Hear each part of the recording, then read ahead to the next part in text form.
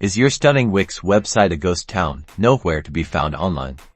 Let's diagnose why your design might be hiding. First, the most common culprit: publishing. Head to your Wix editor in the top right corner. Make sure you've clicked the blue Publish button. If it's grayed out, you're already published, but if it's blue and begging to be clicked, give it a press.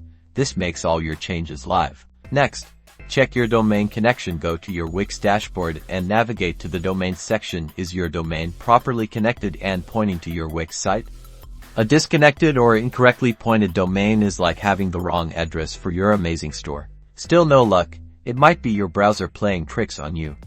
Sometimes, browsers store old versions of websites. Try clearing your browser's cache and cookies. The process varies depending on your browser, but usually involves accessing settings or history.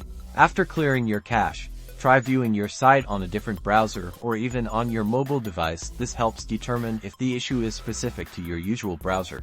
If you've tried all these steps and your site is still playing hide and seek, don't panic.